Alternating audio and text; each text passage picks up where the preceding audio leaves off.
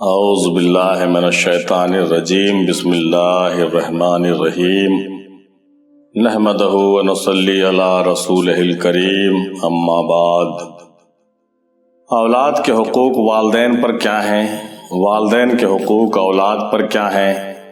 کیا اولاد کو اپنے والدین کی مخالفت کرنا جائز ہے؟ اگر ہاں تو کن صورتوں میں؟ شریعت، طریقت، حقیقت و معرفت کے حوالے سے بتائیں۔ یہی سوالات تھے جس کے بہتر جوابات جو ہے تمام بڑے بڑے خانقاہ کے بڑے بڑے صوفیاء کرام کے جانب سے جو آئے ہیں، پہلے سماعت فرمائیے، آخر میں بھی اپنے جانب سے کچھ باتیں پیش کروں گا۔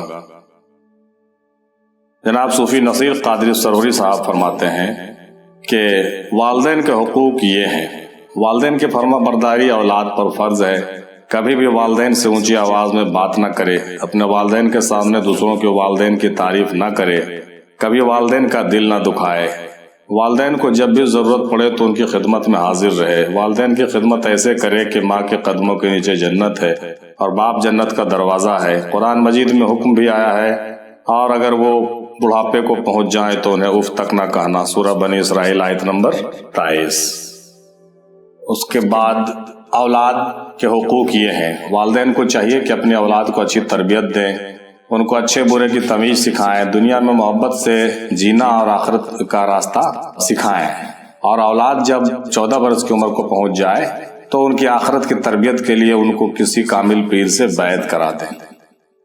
پھر تیسرے سوال پر بھی انہوں نے کہا کہ ہاں، والدین سے اختلاف جائز ہے، اگر ایمان کے خلاف جا کر کچھ سکھائیں اور شریک ٹھہرانے کو سکھائیں، شرک کرنے کو کہیں، جس کا علم تمہیں نہ ہو تو آخرت کے معاملے میں ان کا کہنا نہ ماننا، لیکن دنیا کے معاملے میں ان سے اچھی طرح ساتھ دینا۔ یہ قرآن کا ذکر ہے، قرآن مجید میں جو ذکر ہے کہ سورہ لقمان کی آیت نمبر 15 میں بھی یہ حکم ہے۔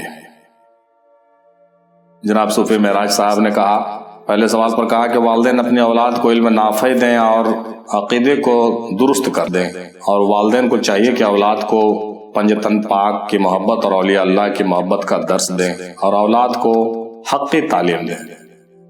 پھر دوسرے سوال پر کہا کہ رسول اللہ صلی اللہ علیہ وسلم نے فرمایا کہ ماں کے قدموں کے تلے جنت ہے اور باپ جنت کا دروازہ ہے۔ ایک دفعہ ایک صحابی رسول اللہ صلی اللہ علیہ وسلم کی خدمت میں آیا، عرض کیا کہ یا رسول اللہ، مجھ پر سب سے زیادہ حق کون رکھتا ہے؟ تو رسول صلی اللہ علیہ وسلم نے فرمایا تیری ماں۔ پھر پوچھا تو پھر آپ نے فرمایا تیری ماں۔ پھر اس نے پوچھا تو پھر آپ نے کہا، تیسری بار بھی کہا کہ تیری ماں۔ اس کے بعد جب چوتھی مرتبہ اس نے پوچھا تو آپ نے فرمایا کہ تیرا باپ، یعنی کہ ماں کا حق باپ سے 3 گنا زیادہ ہے۔ مزید انہوں نے کہا کہ بہت سے اولیاء اللہ نے ماں کی دعا سے ولایت پائی ہے، بہت سے اولیاء اللہ نے ماں کی دعاؤں کی برکت سے ولایت پائی ہے۔ رسول اللہ صلی اللہ علیہ وسلم کا ایک حدیث یہ بھی ہے کہ تیری ماں باپ کے رضا میں اللہ کی رضا ہے اور ان کے ناراضگی میں اللہ کی ناراضگی ہے۔ تیسرے سوال پر انہوں نے کہا کہ ہاں، جہاں تک مخالفت کی بات ہے، اگر والدین ہمیں دین سے پھرنے کو کہیں اور اگر وہ ہمیں کہیں کہ رشتہ توڑ دے رشتہ داروں سے، تب ہم مخالفت کر سکتے ہیں، یعنی وہ غلط بات کہیں تو، کیونکہ سرکار دو عالم صلی اللہ علیہ وسلم کا فرمان ہے کہ جو توڑے تم اسے جوڑو، جو توڑے اسے تم جوڑو۔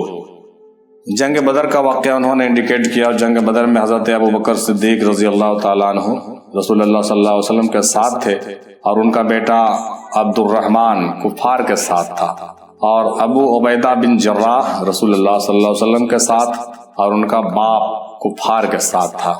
ایسے بہت سے اور تھے، یعنی کہ جب سرکار صلی اللہ علیہ وسلم کی بات آ جائے تو اس وقت والدین کی نافرمانی کر سکتے ہیں، اور یہ جنگ بدر کے واقعے کو غور کیا جا سکتا ہے۔ نہایت عمدہ بات کہی آپ نے۔ پھر جناب صوفی ثقیل احمد وارثی صاحب نے کہا کہ والدین سے اختلاف صرف ایمان، اسلام اور حق کے مسئلے میں ہی کر سکتے ہیں، ایمان سے بڑھ کر کوئی نہیں ہے، والدین بھی نہیں ہے۔ اگر وہ اسلام سے روکے تب مخالفت جائز ہوتی ہے، لیکن دنیاوی لحاظ سے ان کے ہر حکم کی تعمیل کی جانی چاہیے۔ جناب صوفی منصور علی شاہ صاحب نے کہا کہ جو والدین دین سے روکتے ہوں ان کو چھوڑ سکتے ہیں، اور جو والدین دین کی طرف جانے میں مدد کرتے ہیں تو ایسے والدین کو کبھی نہیں چھوڑنا چاہیے، کبھی مت چھوڑو۔ صوفی ظفر افتخاری صاحب نے کہا کہ حقوق العباد میں سب سے مقدم حق والدین کا ہے، اور یہ اتنا اہم ہے کہ اللہ تعالیٰ نے اپنی عبادت کے بعد ہی والدین کا حق کا ذکر کیا ہے۔ والدین سے حسن سلوک کیا جائے، ان کا ادب و احترام کیا جائے، نیکی اور بھلائی کے کاموں میں ان کی اطاعت و فرمانبرداری کی جائے، اور ان کے سامنے ہمیشہ سر تسلیم خم کیا جائے۔ اولاد کے حقوق یہ ہیں کہ پیدائش کے بعد کان میں اذان دینا، عقیقہ کرنا، اچھا نام رکھنا، بولنے کے قابل ہو تو اللہ کا نام زبان پر سکھانا، نماز کی تعلیم دینا، نماز نہ پڑھنے پر تنبیہ کرنا، دینی تعلیم کا خاص اہتمام کرنا، شادی کی عمر ہو تو اچھا رشتہ دیکھ کر شادی کرنا، اولاد کی رضامندی کا بھی خیال رکھنا۔ مزید انہوں نے کہا کہ اگر بیٹا حق پر ہے اور والدین غلطی پر ہے تو والدین کی دعا اس کے خلاف قبول نہیں ہوگی۔ اگر بیٹا حق پر ہے اور والدین غلطی پر ہے تو والدین کی دعا اس کے خلاف قبول نہیں ہوگی۔ اللہ تعالیٰ والدین کی بد دعا قبول نہیں فرمائے گا انشاءاللہ تعالیٰ۔ اللہ تعالیٰ ایسے حالت میں والدین کی بد دعا ہرگز قبول نہیں فرمائے گا۔ اگر والدین کسی ایسے کام کا حکم دیں یا کسی ایسے کام سے روکیں جس میں کوئی فائدہ نہیں تو اولاد کے لیے اسے قبول کرنا لازم نہیں۔ مثلاً کہے کہ اپنی بیوی کو طلاق دے دو، یہ والدین کی نافرمانی نہیں ہے، چاہے اس پر والدین بد دعا ہی کیوں نہ دیں۔ مطلب یہ ہوا کہ اگر غلط کام کرنے کے لیے والدین کہیں تو نہیں ماننا چاہیے، اگر کہے اپنی بیوی کو طلاق دے دو تو یہ حکم ماننا ضروری نہیں ہے، اور اگر آپ نہیں مانتے ہیں تو یہ نافرمانی نہیں ہے بلکہ یہ صحیح ہے۔ اب اس پر والدین اگر آپ کو بد دعا دے رہے ہوں اس سے کوئی فرق پڑنے والا نہیں ہے، اولاد گناہگار ہرگز نہیں ہوگا۔ جناب صوفی مزمل صاحب نے کہا کہ اولاد اپنے والدین سے ان صورتوں میں اختلاف کر سکتا ہے۔ پہلا انہوں نے کہا کہ جبرن نکاح کے معاملے میں، کیونکہ شریعت نے ہمیں حق دیا ہے کہ ہم نکاح جو ہے اپنی پسند سے کریں، لہٰذا جبرن نکاح آپ نہیں کر سکتے، اس پر آپ اختلاف کر سکتے ہیں اپنے والد سے۔ نمبر 2، نکاح کے بعد گھریلو لڑائی جھگڑے میں اختلاف کرنے کا مطلب چھوڑنا نہیں ہے، البتہ الگ رہ سکتا ہے، ساتھ میں والدین کے حقوق کا بھی دھیان رکھنا ہوگا۔ نمبر 3، اگلا صورت ایمان کا ہے کہ اگر کوئی والدین اسے حقیقی دین سیکھنے اور جاننے اور عمل کرنے سے روکے تو مخالفت کی جا سکتی۔ ایسا معاملہ حضور صلی اللہ علیہ وسلم کے دور میں بھی ہوا ہے، اولادیں حضور کے ساتھ تھیں اور والدین کفار کے ساتھ تھیں، اور ان میں جنگ بھی ہوئی ہے، جیسا کہ تاریخ کا ذکر اوپر بھی کیا گیا ہے، اور کئی کتب سے یہ باتیں ثابت بھی ہیں، لوگ پڑھتے ہیں، جانتے ہیں اور سمجھتے ہیں۔ اور اس کے بعد اگلا پوائنٹ انہوں نے کہا کہ ظلم و ستم پر اختلاف کیا جا سکتا ہے۔ پھر پانچواں یہ کہ اگر والدین غلط کام کر رہے ہوں، دھوکہ دھڑی کر رہے ہوں، لوگوں کا نقصان کر رہے ہوں، امت کو نقصان پہنچا رہے ہوں، چھل کپٹ کر رہے ہوں، دین کو اگر نقصان پہنچا رہے ہوں، تو ان صورتوں میں اولاد کو چاہیے کہ والدین کے خلاف کھڑے ہو جائیں۔ ان صورتوں میں اولاد کو چاہیے کہ والدین کے خلاف کھڑے ہو سکتے ہیں اور ان کی مخالفت کرنی چاہیے۔ لوگوں کے لیے وہ والدین سے جہاد کرے، مخلوق کے لیے اولاد والدین سے اختلاف کر سکتی ہے۔ رسول اللہ صلی اللہ علیہ وسلم کی حدیث ہے کہ تم اگر کہیں بھی برائی دیکھو تو اسے روکو، ہاتھ سے روکو، اگر ہاتھ سے نہیں روک سکتے تو زبان سے روکو، اگر یہ بھی نہیں کر سکتے تو دل میں برا جان۔ پھر جناب صوفی عدیل احمد صاحب نے فرمایا کہ حضرت ابراہیم علیہ السلام نے اپنے چچا آزر کی مخالفت کی۔ حضرت ابراہیم علیہ السلام نے اپنے چچا آزر کی مخالفت کی، حالانکہ بعض کتابوں میں آزر ان کے والد ہی ہیں، لیکن کچھ لوگوں نے چچا کہا ہے۔ بہرحال آزر کی مخالفت کی، ان کے مطابقت نہیں کی۔ حضرت نوح علیہ السلام کے بیٹے نے نافرمانی کی، لہٰذا انبیاء کے واقعات سے علم ہوتا ہے کہ جہاں حق کی بات آئی وہاں باپ کے لیے بیٹے کی یا بیٹے کے لیے باپ کی محبت کام نہ آئی۔ جہاں تک مخالفت کی بات ہے تو بالکل مخالفت کر سکتے ہیں، مخالف جا سکتے ہیں جب معاملہ حق کا ہو اور ان میں سے ایک ناحق پر ہو۔ باپ اگر اولاد کو حق پر نہیں جانتا تو اس پر سختی کرے، اور اگر باپ حق پر نہ ہو اور اولاد حق پر ہو تو اولاد دعا کر سکتی ہے کہ اے اللہ میرے والدین کو راہ راست پر لے آ۔ مزید انہوں نے کہا کہ والدین کے حقوق سالک کے ہیں، حقوق العباد میں سب سے پہلے اور سب سے اہم ہے۔ حضرت اویس کرنی رضی اللہ تعالی عنہ رحمۃ اللہ علیہ نے والدہ کے حکم کے خلاف ورزی نہ کی اور حضور صلی اللہ علیہ وسلم کو گھر میں نہ پایا تو مسجد نہ گئے اور عاشق کا مقام پا گئے۔ مطلب انہوں نے بہت اپنے والدہ کی خدمت کی ترجیح دی، اور حضرت اویس کرنی کا بات ہی بہت عجیب اور غریب ہے، بہت ہی اعلیٰ ہے بھائی۔ پھر جناب حضرت بایزید بستامی رحمۃ اللہ علیہ نے جب اپنے والدہ کے لیے پانی کا کٹورا لیے ساری رات کھڑے رہے اور والدہ نے آنکھ کھلنے پر دعا دی تو ان کو وہ نور نظر آیا جو تمام ترزود کے باوجود نہ نظر آ سکا تھا۔ مزید انہوں نے کہا کہ والدین کو چاہیے کہ اپنے اولاد کو محبت کرنا سکھائیں۔ محبت ایسی چیز ہے کہ آپ کے مرنے کے بعد بھی اس کا صلہ جاری رہے گا، اولاد آپ کا نام روشن کرے گی۔ اگر آپ باپ بن کر اولاد کو اپنا غلام سمجھیں گے، اگر آپ باپ بن کر اولاد کو اپنا غلام سمجھیں گے تو آپ کا بڑھاپا آپ کو تکلیف دے گا، اور اگر اولاد والدین کے ساتھ زیادتی کی ہو تو اس کا خامیازہ اس کو بھگتنا پڑے گا، اس جہان میں نہیں تو اس جہان میں ضرور۔ کسی سے توقع نہ رکھنا، حتیٰ کہ اولاد سے بھی نہیں رکھنی چاہیے، یہ نہ درویشی ہے اور نہ ہی سمجھداری ہے، کیونکہ اگر اولاد کی تربیت اچھی ہوگی تو اولاد والدین کو سر آنکھوں پر بٹھا کر رکھے گی، اور اگر نہیں ہوگی تربیت تو وہ نظر آ ہی جائے گی۔ پھر انہوں نے کہا کہ اگر والدین اور بچے دونوں ایک ہی جگہ سے مرید ہوں تو وہ آپس میں پیر بھائی بھی ہوتے ہیں۔ اگر والدین اور بچے یعنی باپ اور بیٹا اگر ایک ہی پیر سے مرید ہے تو یہ دونوں باپ بیٹا کے ساتھ ساتھ آپس میں پیر بھائی بھی ہوتے ہیں۔ تو ایسے حالات میں جو ہے کچھ اور بھی باتیں جو ہے غور کرنے کی ہوتی ہیں جس پر خیال رکھنا چاہیے۔ اور والدین سے الگ ہونے کا کوئی صورت نہیں ہے سوائے اس کے کہ اللہ کا حکم آ جائے یا مرشد کا حکم آ جائے، سوائے اس کے کہ اللہ کا حکم آ جائے یا مرشد کا حکم آ جائے، تبھی آپ والد سے الگ ہو سکتے ہیں۔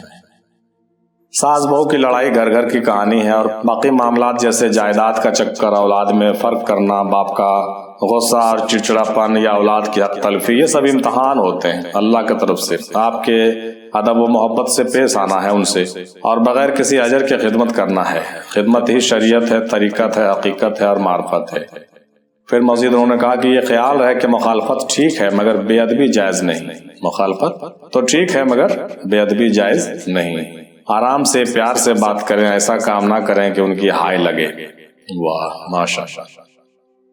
ان صورتوں میں مخالفت کر سکتے ہیں، غور فرمائیے کہ ان صورتوں میں اگر والدین حق کے راستے سے ہٹائیں، پیر و مرشد سے ہٹائیں، حق کے راستے سے ہٹائیں، پیر و مرشد سے ہٹائیں، تب اگر والدین کوئی ایسے رسوم ادا کرنے کو کہیں جو کہ جاہلیت پر مبنی ہو، جیسے کہ مثال کے طور پر کہیں کہ تم اپنی بیوی کو طلاق دے دو یا اسے مارو پیٹو ورنہ ہم سے تعلق مت رکھنا، تب آپ مخالفت کر سکتے ہیں۔ پھر اگر والدین اولاد کو آزادی نہ دیں، وہ اپنا کچھ نہ سوچے، صرف ماں باپ میں ہی لگا رہے، اگر والدین اولاد کو آزادی نہ دیں، وہ اپنا کچھ نہ سوچے، صرف ماں باپ میں ہی لگا رہے، یعنی کہنے کا مطلب کہ اگر والدین آپ کو صرف استعمال ہی کرتے ہو اور بار بار آپ کو صرف استعمال کرتے ہو، آپ کے مستقبل کے بارے میں نہیں سوچتے ہو، تو ایسے حالت میں آپ کو مخالفت کرنی پڑے گی۔ پھر جناب صوفی عاشق سہروردی صاحب نے کہا کہ اولاد کے حقوق میں سے یہ ہے والدین اپنے اولاد کو اچھی طرح پرورش کرے اور اسے اچھے برے کی تمیز سکھائیں، وقت پر شادی کریں، اولاد کو صحیح راہ دکھائیں۔ والدین کے حقوق یہ ہیں اولاد والدین سے ادب سے پیش آئے، کبھی اس سے اونچی آواز میں بات نہ کرے، ان کی خدمت کرے۔ اولاد کچھ بھی کرے وہ اپنے والدین کا قرض ادا نہیں کر سکتا، اور اولاد اپنے والدین کے مخالفت اس وقت کر سکتی ہے جب حق و باطل کا معاملہ ہو۔ انہوں نے بھی یہی کہا کہ حق و باطل کا جہاں معاملہ ہو وہاں پر مخالفت کی جا سکتی، اور والدین اگر غلط کا ساتھ دے رہے ہوں تو آپ مخالف ہو جائیں، مخالفت کرنا شروع کر دیں۔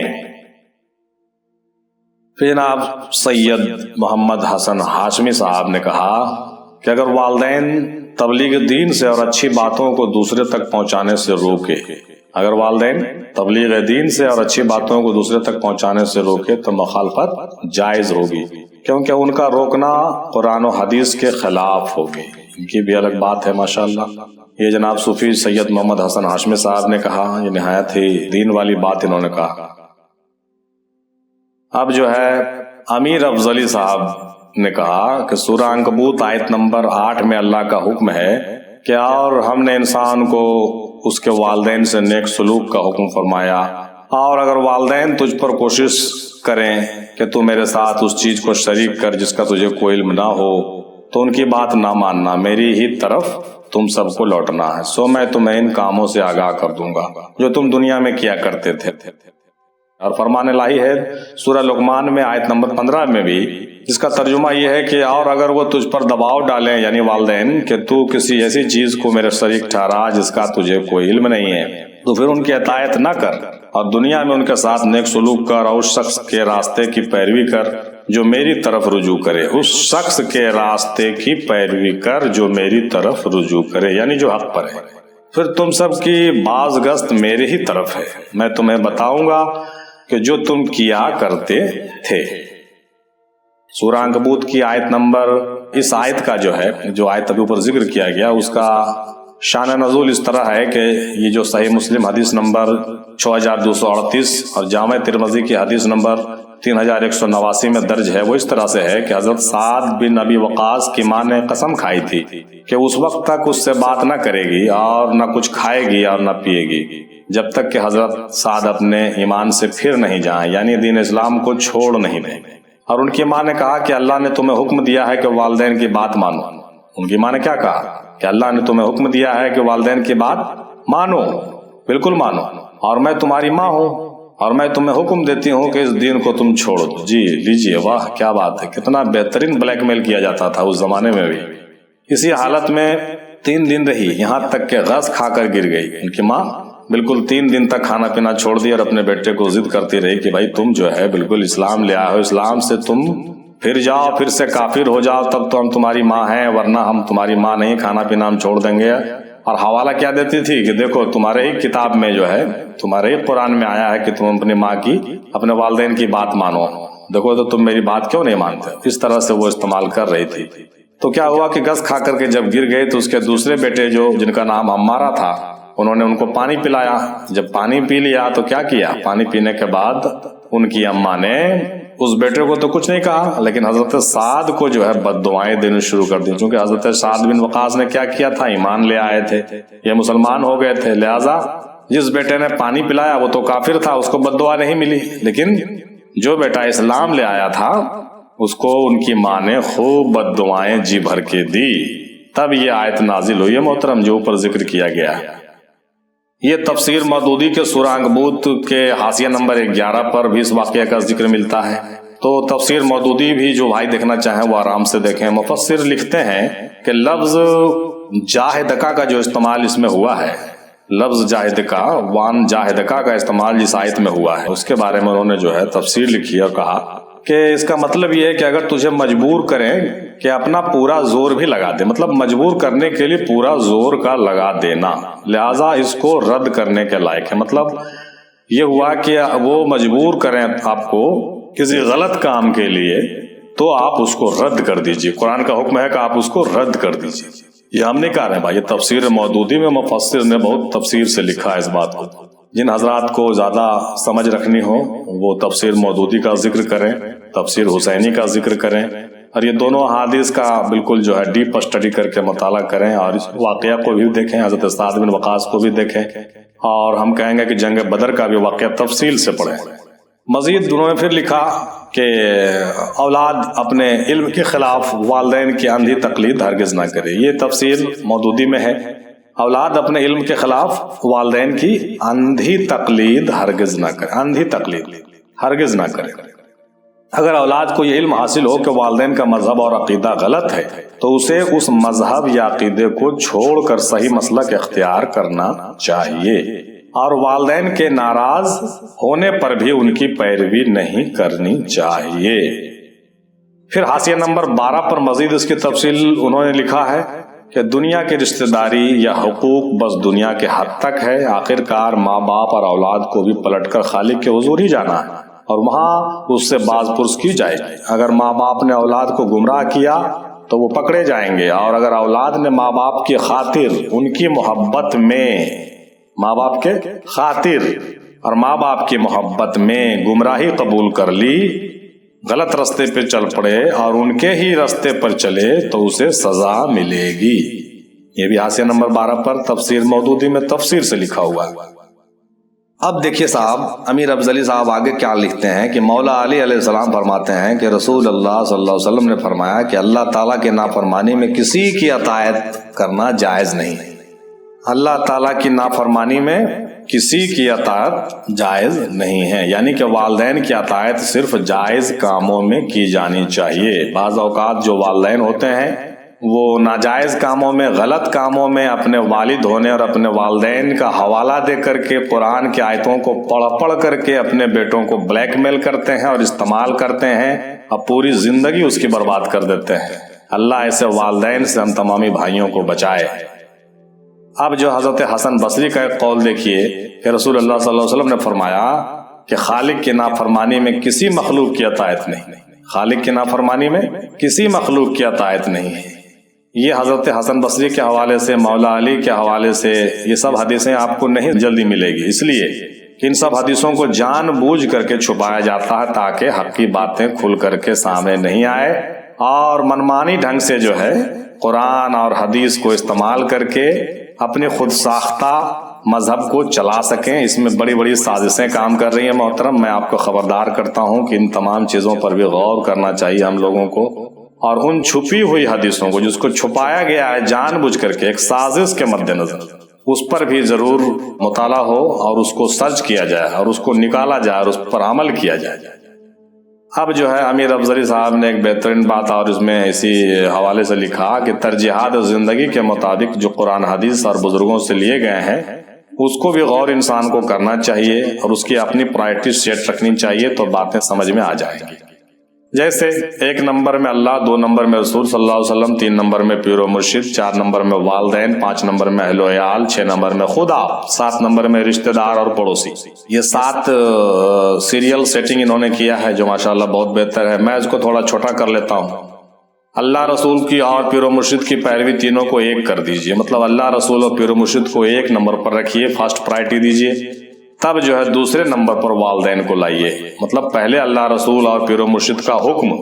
پیر و مرشد سے مراد پیر کامل ہے میرے بھائی، یہاں پر دیکھیے پیر و مرشد سے مراد ویسے پیر و مرشد نہیں ہیں جو پیر بن کر کے لوگوں کو استعمال کرتے ہیں، میرا مراد یہ ہے اللہ رسول پیر و مرشد، وہ مرشد جو رسول کا آئینہ اور وہ مرشد جو اللہ کا آئینہ۔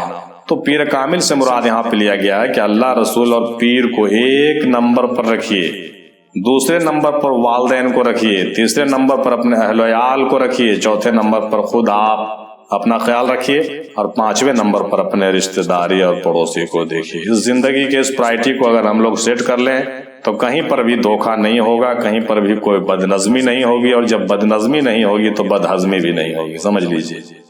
اس لیے اس بات کا خیال رکھنا بہت ضروری ہے۔ بہتر کیا ہے امیر افضلی نے، بہتر محنت کیا ہے اس کو لکھنے میں۔ اب جو ہے صوفی گوہر علی شاہ قادری صاحب نے اپنی ایک پوسٹ بھیجی، اس میں بھی جو ہے بڑا بہترین طریقے سے انہوں نے والدین کے 7 حقوق ان کے زندگی کے اور والدین کے 7 حقوق ان کے وفات کے انہوں نے بھیجا ہے، آپ اسے بھی سماعت فرما لیجئے۔ پہلے انہوں نے کہا کہ والدین کے حقوق حیات میں کیا ہیں؟ پہلا ان کا عظمت، ان کا احترام کرنا، دوسرا محبت، ان سے الفت و محبت رکھنا، تیسرا اطاعت اور ان کی اطاعت کرنا، چوتھا خدمت، ان کی خدمت کرنا، 5واں فکر و راحت، ان کو آرام پہنچانا، اور 6واں ان کی ضروریات پورا کرنا، 7واں گاہ گاہ ان کی زیارت کرنا، مطلب ان سے ملتے رہیے۔ یہ زندگی میں یہ 7 چیزیں ہیں جس کو کرنی چاہیے بھائی۔ اور والدین کے 7 اور حقوق ہیں جو ان کے وفات کے بعد ہیں، یہ بھی انسان کو ذہن نشین کرنا چاہیے۔ پہلا دعائیں مغفرت کرنی چاہیے ان کے لیے، دوسرا ایصال ثواب کرنی چاہیے، تیسرا ان رشتہ دار اور ان دوستوں کی عزت کرنا چاہیے، ان کے جو رشتہ دار اور دوست تھے، چوتھا ان کے رشتہ دار اور دوستوں کی مدد کرنی چاہیے، 5واں ان کی امانت اور قرض کو ادا کرنا چاہیے، 6واں ان کی جائز وصیت پر عمل کرنا چاہیے۔ دیکھیے یہاں پر بھی ہے ان کی جائز وصیت پر عمل کرنا چاہیے۔ بعض اوقات جو ہے وصیتیں غلط سلط کر کے والدین چلے جاتے ہیں، لہٰذا اس پر بھی یہاں پر میں کہوں گا کہ اس پر غلط سلط اور بے ایمانی کی وصیت کی گئی ہے اور ناانصافی کی وصیت کر کے وہ چلے گئے ہیں، تو آپ اس پر عمل مت کیجیے بلکہ اس کو ترک کر دیجیے، یا نہیں تو آپ چاہیں تو اس کے لیے آپ کوئی دوسرا راستہ اختیار کر سکتے ہیں۔ نمبر 7، گاہ گاہ ان کی قبر کی زیارت کرنا چاہیے۔ انہوں نے بہتر 7 باتیں والدین کے حوالے سے انہوں نے کہی ہے جو زندگی میں استعمال کرنے لائق ہے، اور بعد وفات کے بھی انہوں نے 7 کہا ہے۔ ماشاءاللہ بہت غور و خوض کی بات ہے، اور ہمارے مختلف خانقاہوں کے مختلف ہمارے دوستوں نے اور مختلف صوفیاء کرام اور محقق حضرات کا میں شکریہ ادا کرتا ہوں جنہوں نے اتنی اچھی اچھی تحقیقات پیش کر کے ایک موضوع کو بہتر کرتے ہیں، اور ایک بہتر ریسرچ سامنے آتا ہے جس کی وجہ سے ہم لوگوں کو ایک بہتر باتیں سمجھنے اور سیکھنے کا موقع ملتا ہے، جو شاید ہی آج کسی چینل پہ ہو رہا ہے، یا شاید ہی کوئی خانقاہ بیٹھ کر کے یہ بات کرتی ہے اتنی تفصیل سے۔ چونکہ میں نے دیکھا ہے کہ اکثر و بیشتر زیادہ تر خانقاہوں میں کچھ باتیں ایسی ہوتی ہیں کہ بس اپنی بتائے ہوئی باتیں ہیں، اور اپنی باتیں بس میری بات سنتے رہیے اور کوئی حوالے کی ضرورت نہیں۔ بھائی میں تو کہتا ہوں کہ بھائی یہاں پہ تمام خانقاہوں کی باتیں سننی چاہیے اور تمام کتب کا حوالہ سمجھنا چاہیے، اور علم میں وسعت پیدا کیجیے، علم میں ریسرچ پیدا کیجیے، علم میں دانائی بڑھائیے۔ میرا کہنا ہے کہ میں اندھی تقلید نہ کروں گا، میں دوسروں کو نہ اندھی تقلید کرنے کی دعوت دوں گا، میں اپنے خیال کو کھول کے رکھوں گا، اور میں لوگوں کو بھی خیال کھولنے کی دعوت دیتا ہوں۔ اور کسی بھی اندھ بھکتی کا میں قائل نہیں ہوں، اور میں اعلان کرتا ہوں کہ کوئی بھی اندھ بھکتی نہیں کرے، بلکہ اللہ اور اللہ کے رسول کا حکم بالکل کھلے ہوئے ہیں، اس کو اچھے سے سمجھنے کی ضرورت ہے، اس کو ریسرچ کرنے کی ضرورت ہے، اور بڑے بڑے بزرگوں کی باتوں سے اور ان کے حکمتوں بھری باتوں کو پڑھنے اور سمجھنے اور سیکھنے کے بعد یہ بالکل پتہ چل جاتا ہے، آئینے کی طرح صاف ہو جاتا ہے کہ اللہ کا حکم رسول کا حکم ملتے جلتے ہیں، اور اللہ رسول کے جو احکام ہے وہ تمام اولیاء کے احکام سے ملتے جلتے ہیں۔ بعض لوگ یہ فتنہ پھیلاتے ہیں اور یہ باتیں کرتے ہیں کہ بھائی اللہ کی بات اور ہے، رسول کی بات اور ہے، پیر کی بات سمجھ میں نہیں آئے گی، میں جو کہتا ہوں سو کرو۔ یہ سب چیزیں مجھے سمجھ میں نہیں آتی بھائی، جنہیں آتی ہوگی وہ آیا کرے۔ میرا ماننا ہے کہ خدا کا آئینہ ہے دیکھ اپنی پیر کی صورت، تو پیر کی صورت میں رسول کی صورت نظر آنی چاہیے، اور رسول کی صورت ہی اللہ کی صورت ہے۔ اب کوئی اگر یہ کہے کہ پیر کی صورت الگ ہے، پیر کی صورت میں رسول نہیں دکھے گا اور رسول کی صورت آئینہ اللہ کا نہیں ہوتا ہے، I don't believe that۔ لہذا میں تصوف کی باتوں کو سمجھنے اور ماننے اور بزرگان دین کی باتوں کو اپنانے کی میں تمام بھائیوں کو دعوت دیتا ہوں۔ آئیے اب آخر میں اپنا نظریہ پیش کرتا ہوں اس موضوع کے حوالے سے۔ والدین کے بچوں پر حقوق اور بچوں کے والدین پر حقوق، یہ تو اوپر تفصیلی ذکر ہو چکا ہے محترم الحمدللہ، اور جہاں تک سوال نمبر 3 یعنی اختلاط کی بات ہے تو اس پر بھی بہتر جرا ہو چکا ہے۔ جناب سلمہ امیر افضلی صاحب نے بہت بہتر طریقے سے تمام نکات کو آخر میں پیش کر دیا، جس سے تشنگی مجھے لگتا ہے تمام بھائیوں کے بجھ گئے ہوں گے، میری تو بجھ گئی ہے۔ لہٰذا میں صرف اتنا کہنا چاہوں گا کہ حق اور باطل کا معاملہ تمام رشتہ داریوں سے اوپر ہے۔ حق و باطل کا معاملہ تمام رشتہ داریوں سے اوپر ہے، اور جہاں تک اللہ رسول کی محبت کی بات ہے تو یہ تمام صحابہ کرام کے زبان مبارک پر رہا کرتا تھا۔ کیا رہا کرتا تھا کہ میرے ماں باپ آپ پر قربان یا رسول اللہ، میرے ماں باپ آپ پر قربان یا رسول اللہ۔ اس سے پتہ چلتا ہے کہ والدین سے بھی اوپر اللہ رسول ہے، والدین سے بھی اوپر اللہ رسول ہیں۔ سورہ توبہ کی آیت نمبر 24 میں بھی ذرا تفصیل سے دیکھ لیجیے، اوپر تو آپ لوگوں نے دیکھ ہی لیا۔ اے حبیب صلی اللہ علیہ وسلم، آپ فرما دیجئے کہ اگر تمہارے باپ دادا، تمہارے بیٹے بیٹیاں، تمہارے بھائی بہن، تمہاری بیویاں، تمہارے دیگر رشتہ دار، تمہارے اموال جو تم نے محنت سے کمائے، اور تجارت و کاروبار جس کے نقصان سے تم ڈرتے ہو، اور وہ مکانات جنہیں تم پسند کرتے ہو، تمہارے نزدیک اللہ اور اس کے رسول صلی اللہ علیہ وسلم اور اس کی راہ میں جہاد سے زیادہ محبوب ہیں، تو پھر تم انتظار کرو یہاں تک کہ اللہ اپنا عذاب لے آئے، اور اللہ نافرمان لوگوں کو ہدایت نہیں دیتا۔ اس موضوع پر میری الگ سے بھی بیان پہلے آ چکی ہے ایک دوسرے آڈیو کلپ میں، جس پہ آپ تفصیل سے باتیں کریں گے، سمجھیں گے، بہت اچھی اچھی باتیں میں نے پہلے بھی بیان کی ہیں اس پر۔ چنانچہ اس آیت سے بھی پتہ چلتا ہے کہ تمام چیزوں سے زیادہ عزیز آپ کو کیا رکھنا ہوگا؟ اللہ رسول کو رکھنا ہوگا۔ اور حدیث شریف میں صحیح بخاری حدیث نمبر 14 اور حدیث نمبر 15 میں دیکھیے، رسول صلی اللہ علیہ وسلم نے فرمایا کہ قسم ہے اس ذات کی جس کے ہاتھ میں میری جان ہے، تم میں سے کوئی بھی مومن نہیں ہو سکتا جب تک میں اس کے والد اور اولاد سے بھی زیادہ اس کا محبوب نہ بن جاؤں۔ تو آپ نے حدیث بھی دیکھ لیا محترم۔ مندرجہ بالا قرآن و حدیث کی باتوں سے یہ پتہ چل جاتا ہے کہ ہر حال میں اللہ رسول یعنی حق کو ترجیح دیا جائے گا، ہر حال میں اللہ رسول کو ترجیح دیا جانا چاہیے، اور یہی حکم الہی ہے، یہی حکم رسول ہے، اور یہی منشا قرآن کا بھی ہے، اور یہی منشا اہل قرآن کا بھی ہے، یعنی اہل بیت اطہار کا بھی یہی حکم ہے اور یہی تعلیم ہے محترم۔ لہذا اس معاملے میں کوئی سمجھوتا نہیں، اس معاملے میں کوئی سمجھوتا نہیں کرنا ہے، نو کمپرمائز۔ جنگ بدر اس کی جیتی جاگتی تصویر ہے، جیسا کہ اوپر ذکر ہو چکا، ڈسکشن میں یہ بات اوپر آ چکی ہے۔ اس جنگ میں باپ بیٹے سے اور بیٹا باپ سے جنگ کر رہا تھا۔ کیوں کر رہا تھا بھائی؟ حق کے لیے، حق و باطل کے لیے۔ رشتہ داری کی بات یہاں نہیں تھی، حق و باطل کی بات ہے۔ لہٰذا یہ پتہ چلتا ہے کہ حق و باطل کے معاملے میں، دھرم اور ادھرم کے معاملے میں آپ کو کسی بھی حال میں رشتہ داری کو نہیں دیکھنا ہے، اور کوئی بھی موہ مایا میں نہیں پڑنا ہے۔ دوسری مثال میں دینا چاہوں گا جو ہندوستان کے مشہور ایپک ہے، اس کا نام ہے مہا بھارت۔ جن بھائیوں نے نہیں دیکھا میں ان کو کہوں گا کہ ضرور دیکھنا چاہیے، ان کو پوری فلم دیکھیں یا پوری سیریل اس کی دیکھیں، لیکن دیکھیں، بہت ہی غور خوض کے لائق ہے، جس کے اندر تصوف کی بہت سارے درس موجود ہیں اور ہمیں ضرور دیکھنا چاہیے۔ تو اس میں کیا ہے کہ صوفیہ کے نزدیک قابل عبرت بھی ہے اور قابل فکر بھی ہے. یہ ہندوستان کا مشہور ایپک ہے مہا بھارت، جس کا میں ذکر کر رہا ہوں. اس لڑائی میں بھی دھرم اور ادھرم کا معاملہ تھا، دھرم اور ادھرم کا معاملہ تھا، ست اور است کا معاملہ تھا، حق و باطل کی جنگ تھی اس میں. اور لڑنے والے کوئی غیر نہیں تھے، سب اپنے لوگ تھے، سب اپنے رشتہ دار لوگ تھے، اپنے باپ دادا چچا ماما سب لوگ اپنے تھے.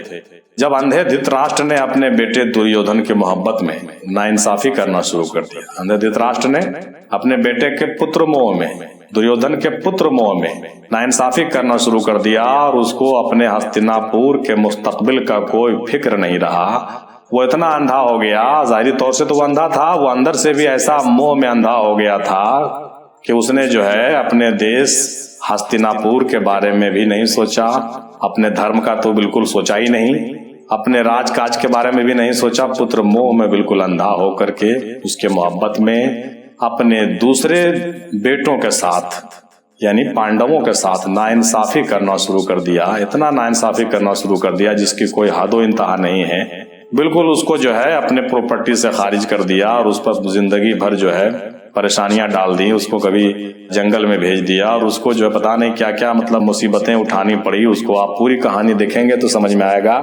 اور آخر میں انہوں نے جو ہے بہت سمجھانے کی کوشش کی، بہت کمپرمائز کیا، یہاں تک کہ شری کرشن نے بھی بہت سمجھانے کی کوشش کی، لیکن اتنے چھل کپٹ میں یہ لوگ آ گئے کہ بالکل سوئی کے ایک نوک کے برابر بھی اس کو اپنا حق دینے سے محروم کر دیا. تو ایسے حالت میں جو ہے کیا کرنا چاہیے سوچئے. اور پانڈووں کو ان کے حقوق سے بالکل محروم کر دیا. تب شری کرشن جی نے پانڈووں کا ساتھ دیتے ہوئے ان سے جنگ کرنے کا حکم دیا. کیا کرنے کا حکم دیا؟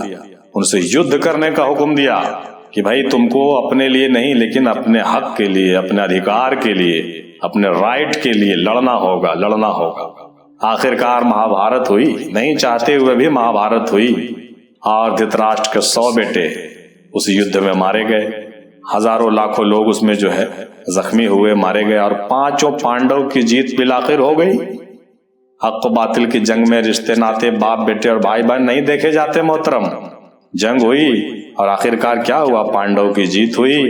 اور شری کرشن کے کہیے کہ اگوائی میں یہ جنگ لڑی گئی تھی. ہمارے دادا حضور سرکار میں مہندی نے لکھا کہ ہو کوئی ارجن تو ہوگا آپ ہی وہ سارتھی، ہو کوئی ارجن تو ہوگا آپ ہی وہ سارتھی. مطلب اگر کوئی ارجن کے طرح ہو جائے حق کی لڑائی لڑنے والا تو اس کا سارتھی شری کرشن بن جاتے ہیں. مطلب یہ ہوا کہ اگر کوئی حق کو پہچاننے والا اور حق کے لیے لڑنے والا ہو جائے پیدا، تو اللہ تبارک تعالیٰ خود اس کی نگہبانی کرتے ہیں اور خود اس کی جو ہے رہنمائی بھی کرتے ہیں. مطلب یہی ہوا. بہت ساری باتیں اس میں پوشیدہ ہیں، تو میں نے یہ بات آپ کو سنا دی. دادا حضور کا یاد آ گیا. پھر دادا حضور نے کہا کہ تم اپنے لیے مت لڑو، مگر حق کے لیے تم کو لڑنا ہوگا، اور حق کے راستے میں پتر موہ، پتا موہ، یہ سب میں نہیں پھنسنا چاہیے.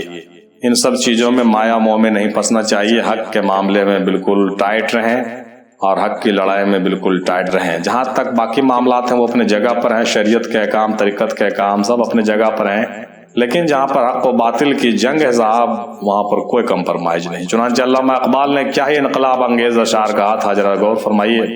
شعلہ بن کر پھونک دے خاصا کہ غیر اللہ کو، خوف باطل کیا ہے کہ غارت غرے باطل بھی تو. شعلہ بن کر پھونک دے خاصا کہ غیر اللہ کو، خوف باطل کیا ہے کہ غارت غرے باطل بھی تو. جناب صوفی بسمل پیا سرکار رحمۃ اللہ علیہ کا یہ شعر بھی یاد آ رہا مجھے محترم. مت حد سے ہو تو کثرت عکس اپنا دیکھ لے، مت حد سے ہو تو کثرت عکس اپنا دیکھ لے. قل ہو اللہ ہو پڑھ، قل ہو اللہ پڑھ، کہاں ہے باپ ماں کچھ بھی نہیں. قل ہو اللہ پڑھ، کہاں ہے باپ اور ماں کچھ بھی نہیں. جب فقط ہو ہے تو سنے نوجوان کچھ بھی نہیں. ایک دھوکہ ہے مکان اور لا مکان کچھ بھی نہیں. محترم امید ہے کہ تمام باتیں سوال کے تعلق سے آپ کو سمجھ میں آ گئی ہوگی. جو سب باتیں پوچھی گئی تھی شریعت سے بھی آپ نے سمجھ لیا، طریقت سے بھی آپ نے سمجھ لیا، اور حقیقت و معرفت سے بھی آپ نے ساری باتیں سمجھ لی ہیں. اللہ تبارک تعالیٰ سے دعا ہے کہ ہم تمامی بھائیوں کو ان باتوں پر عمل کرنے کی توفیق عنایت ہو، اور اللہ تعالیٰ سے یہ بھی دعا ہے کہ ہم تمام بھائیوں کو وہ دن دیکھنا نہیں پڑے جب اپنے اپنوں سے لڑنے کی باری آ جاتی ہے. مطلب یہ بہت ہی المناک واقعہ ہوتا ہے اور نہایت ہی غم انگیز اور شدید ترین معاملہ ہوتا ہے. ایسے حالات میں بڑے بڑوں کے ہاتھ کپ کپا جاتے ہیں، بڑے بڑے سورماؤں کے حالات جو ہے خراب ہونے لگتے ہیں.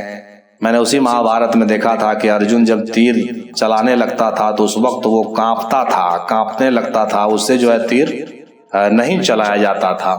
کس پر تیر نہیں چلایا جاتا تھا؟ اپنے باپ سے بھی اوپر کی ہستی پر وہ تیر چلا رہا تھا. بھیشم پتاما پر جب ارجن تیر چلاتا تھا تو وہ ان کے دادا کے سامان تھے، بہت ضعیف اور بہت ہی جید تھے. اب سوچئے کہ صاحب اتنے جید اپنے پورے پریوار کے بزرگ آدمی جس کے ساتھ جنگ ہو رہی ہو تو اس بچے پر کیا بیتتا ہوگا، وہ بچہ اس پر کیسے تیر چلا سکتا ہے. لیکن چونکہ شری کرشن جی بغل میں ہیں، وہ کہہ رہے ہیں کہ یہ مت سوچو کہ تمہارا کون ہے، یہ مت دیکھو کہ تمہارے رشتے میں کون ہے، یہ دیکھو کہ کون دھرم پر ہے اور کون ادھرم پر ہے. لہٰذا ان تمام باتوں میں بڑی غور خوض کی ضرورت ہے. اور ساتھ ہی ساتھ اس میں یہ بھی کہنا بہت ضروری ہے کہ یہ واضح ہونا بھی ضروری ہے کہ واقعی اگر ان کی غلطی ثابت ہو جاتی ہے اور وہ یہ بھی ثابت ہو جاتی ہے کہ ہاں واقعی جو ہے وہ لوگ ادھرم کا ساتھ دے رہے ہیں، ناحق پر تلے ہوئے ہیں، تب ایسے حالات میں یہ سب چیزیں سامنے آتی ہیں. ورنہ یہ سب چیزیں بہت دشوار چیزیں ہیں، یہ سب موقع نہیں آئے تو بہتر ہو. اور آج کے زمانے میں نہ تو جنگ کی ضرورت ہے اور نہ ہی تلوار بازی کی ضرورت ہے اور نہ ہی جو ہے اس طرح سے جو ہے قانون کو وہی ہاتھ میں لے سکتا ہے. ایسا تو کرنے کی ضرورت ہی نہیں. لیکن ہاں اتنا ضرور ہے کہ اختلاف احتجاج کی جا سکتی ہے اور علم و ادب کے ساتھ جو ہے لڑا جا سکتا ہے، قلمی لڑائی لڑی جا سکتی ہے، شیت یدھ جس کو کہتے ہیں وہ چلتی ہے. اور ضرورت پڑنے پر اور بھی چیزیں جو ہوتی ہے وہ قانونی طور سے لوگ کرتے ہیں، وہ کرنا ہے اور اس سے زیادہ کچھ کرنے کی ضرورت ہوتی نہیں ہے. باقی تمام چیزیں جو ہے اللہ تبارک تعالیٰ ہی بہتر کرتا ہے اور انشاءاللہ بہتر کرے گا آپ تمامی بھائیوں کے بھی اور ہم لوگوں کو بھی. چلیے انہی نیک خواہشات اور نیک دعاؤں کے ساتھ آج کے اس ٹاپک کو بند کرتے ہیں. دیجیے اجازت، انشاءاللہ تعالیٰ پھر دوسرے موضوع پر انشاءاللہ ملاقات ہوگی. تب تک کے لیے دعا میں یاد رکھیے گا. خدا حافظ. وآخر دعوانا الحمدللہ رب العالمین برحمتک یا ارحم الراحمین. باق لا الہ الا اللہ محمد الرسول اللہ صلی اللہ علیہ وسلم.